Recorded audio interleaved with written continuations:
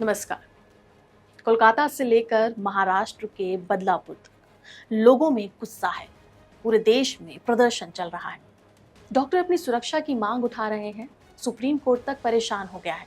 बंगाल की बेटियों की सुरक्षा की चिंता में सब जुटे ही थे कि महाराष्ट्र के बदलापुर तक बेटियों के साथ ऐसी घटना हो जाती है कि जनता सड़क पर आ जाती है। कहीं स्कूल में तो कहीं सड़क पर और कहीं बस में, कहीं अस्पताल में बदनीयती के महिषासुर का अत्याचार बेटियां सह रही हैं। बेटियों को शक्ति मानने वाले देश में बार बार बेटियां अपनी सुरक्षा के लिए शक्ति मांगते पूछती हैं कि आखिर कब उनके लिए सुरक्षा की ढाल उठाई जाएगी। जहां एक तरफ कोलकाता में लेडी डॉक्टर से रेप और मर्डर का केस पूरे देश को गुस्से में लेकर आ रहा है, तो ऐसे में ही महाराष्ट्र से एक दिल दहला देने वाली खबर सामने आती है। महाराष्ट्र के बदलापुर में आम जनता ने प्रोटेस्ट किए और ये दोनों प्रोटेस्ट एक ही मुद्दे को लेकर हो रहे हैं। वो है लड़कियों का यौन शोषण।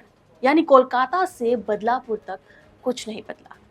बदलापुर के एक स्कूल में 4 साल की 2 बच्चियों के साथ ऐसी घिनौनी हरकत हुई कि आज वहां हजारों लोगों की भीड़ ने एक रेलवे स्टेशन को घेर लिया।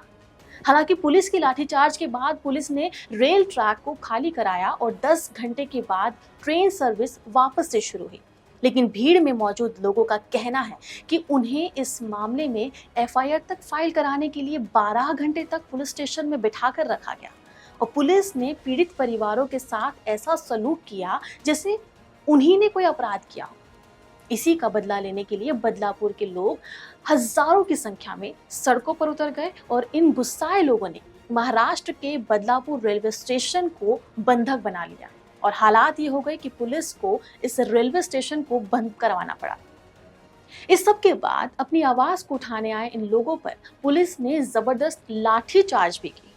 इस भीड़ को तितर बितर करने की अपनी पूरी कोशिश की। जब लोगों ने अपने ऊपर होते इस दोहरे अत्याचार को देखा तो आम लोगों की इस भीड़ ने भी पुलिस पर पत्थर बरसाए और कहा कि भारत में सरकारी व्यवस्था से इंसाफ मांगना आज भी इतना मुश्किल क्यों है। असल में जब किसी परिवार की बहन, बेटी, पत्नी या माँ के साथ गुंडे खुलेआम बदतमीजी करते हैं और पुलिस चुपचाप से ये सब होते हुए देखती रहती है और एक्शन लेने से इनकार कर देती है, तब जनता के पास कानून अपने हाथ में लेने के अलावा कोई और रास्ता नहीं बचता। लोगों को समझ में आ जाता है कि अगर वो सड़कों पर नहीं उतरे और उन्होंने अपना रौद्र रूप नहीं दिखाया तो उन्हें इंसाफ कभी नहीं मिलेगा। और अगर वो चुपचाप एक शरीफ नागरिक की तरह हमारे देश के क्रिमिनल लॉ और पुलिस का ये जुल्म सहते रहे तो उनके बच्चियों के साथ कभी भी इंसाफ नहीं होगा। किसी भी देश के लिए ये बहुत ही दुर्भाग्य की बात होगी कि वहाँ के लोगों को सड़कों पर उतरकर इस तरह लड़कियों के साथ हो रही छेड़छाड़ को रोकने के लिए विरोध प्रदर्शन करना पड़ रहा है। कोलकाता की 31 साल की डॉक्टर अपने ही अस्पताल में डॉक्टर ऑन ड्यूटी थी, लेकिन वहाँ उसके साथ गलत काम करने के बाद उसकी हत्या कर दी गई।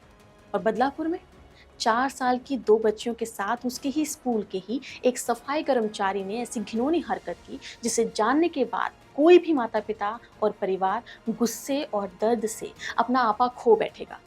लेकिन इन दोनों ही मामलों में सिस्टम ने और पुलिस ने पीड़ित परिवारों के साथ इंसाफ नहीं किया और यही वजह है कि बदलापुर के हजारों लोग अपना कामकाज छोड़कर बच्चियों को इंसाफ दिलाने के लिए सड़कों पर उतर आए और उन्होंने सरकार से ये मांग की कि अगर आरोपी को अगले 24 घंटे में चौराहे पर फांसी नहीं दी गई तो वो बहुत ही बड़ा आंदोलन करने का प्लान करेंगे और सड़कों को अपना घर बना लेंगे।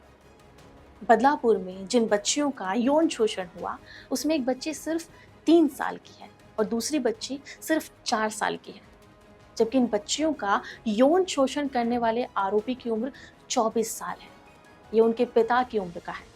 इस घटना का आरोपी का नाम अक्षय शिंदे है, जो ठाणे के एक प्ले स्कूल में बतौर सफाई कर्मचारी काम करता था। लेकिन आरोप है कि 12 से 13 अगस्त को इस इंसान की खाल में छिपे भेड़िए रूपी इस आदमी ने 2 बच्चियों के साथ स्कूल के बाथरूम में उनका यौन शोषण किया और इन बच्चियों को धमकी दी कि अगर उन्होंने इसके बारे में कुछ भी अपने माता पिता को बताया तो वो उन्हें जान से मार देंगे। इस धमकी और घिनौनी हरकत से ये बच्चियां इतना डर गई कि वो स्कूल का गेट देखकर भी कांपने लगी और उनमें से एक बच्ची ने तो स्कूल जाने से भी इनकार कर दिया। और इसी के बाद इन बच्चियों के माता पिता को पता चला कि उनके साथ स्कूल में ये इंसिडेंट हुआ है। लेकिन बात सिर्फ यही नहीं रुकती, बल्कि सिस्टम की कमी देखने के लिए आपको जब ये आगे की बात पता चलेगी तो आपके रोंगटे खड़े हो जाएंगे। 16 अगस्त को जब इन बच्चियों का परिवार आरोपी के खिलाफ एफआईआर दर्ज कराने के लिए पुलिस स्टेशन पर गया तो वहां 12 घंटे तक उन्हें बाहर बिठा कर रखा गया। पुलिस इंस्पेक्टर सुभद्रा शितोले, जो कि एक खुद महिला है, उन्होंने पीड़ित परिवार की एफआईआर दर्ज करने से ही इनकार कर दिया और पुलिस थाने में इन परिवारों के साथ ऐसा सलूक किया कि ये लोग वहां देर रात तक सिर्फ एफआईआर दर्ज होने की उम्मीद में बैठे रहे। लेकिन इस महिला इंस्पेक्टर को इस पर और इसकी मासूम बच्चियों पर जरा भी तरस नहीं आया। देर रात जब पुलिस स्टेशन के बाहर कुछ लोगों ने हंगामा किया और वहां कुछ आसपास के नेता इकट्ठे हो गए तो पुलिस ने दबाव में आकर आरोपी के खिलाफ एफआईआर दर्ज की और 17 अगस्त को उसे गिरफ्तार करके जेल में डाल दिया। इन सब के बीच जब पुलिस और बच्चियों के माता पिता स्कूल पहुंचे तो स्कूल प्रशासन ने उन्हें ये बताया कि जिस दिन ये इंसिडेंट हुआ उस दिन स्कूल में लगा सीसीटीवी कैमरा बंद था और स्कूल के पास घटना का कोई भी सीसीटीवी फुटेज नहीं है। इस बात से ये पीड़ित परिवार इतना टूट गए कि वो कहने लगे कि इस देश में इंसाफ पाना इतना मुश्किल क्यों है। यहाँ ना तो पुलिस अपना काम ईमानदारी से करना चाहती है और जिस स्कूल पर भरोसा करके उन्होंने अपनी बच्चियों को वहां भेजा था वो स्कूल भी उनकी कोई मदद के लिए तैयार नहीं। इसी के प्रोटेस्ट में 20 अगस्त को बदलापुर के तमाम लोगों ने बंद का ऐलान कर दिया और इन लोगों की मांग यही है कि आरोपी अक्षय शिंदे को 24 घंटे के अंदर फांसी देकर उन बच्चियों के साथ इंसाफ किया जाए। महाराष्ट्र सरकार ने इस मामले में महिला पुलिस इंस्पेक्टर को सस्पेंड कर दिया है और जिस स्कूल में ये इंसिडेंट हुआ था वहां के टीचर्स के साथ भी 3 एम्प्लॉयज पर एक्शन लिया गया है। लेकिन लोगों का गुस्सा शांत नहीं हो रहा है और उसका परिणाम ये हो रहा है कि लोगों ने इसके अगेंस्ट रेलवे स्टेशन पर जाकर भी प्रोटेस्ट किया, जिससे रेल सर्विस काफ़ी देर तक डिस्टर्ब रही। लेकिन सोचने वाली बात यह है कि हमारे देश में इस तरह के ज़्यादातर मामलों में पुलिस अपना काम ईमानदारी से क्यों नहीं करती है और ऐसा क्यों होता है कि पीड़ित परिवारों को इंसाफ के लिए भीख मांगने पर मजबूर किया जाता है। कोलकाता में भी जो घटना हुई उसमें भी पुलिस ने अपना काम ईमानदारी से किया ही नहीं है और इसके बाद सरकार ने भी एसीपी चंदन गुहा को उनके पोस्ट से हटा दिया है। इस मामले में भी थाने पुलिस की लेडी इंस्पेक्टर ने विक्टिम के फैमिली के कहने पर एफआईआर दर्ज नहीं की और जब इस पर विवाद हुआ तो पुलिस ने इस महिला इंस्पेक्टर को सस्पेंड कर दिया।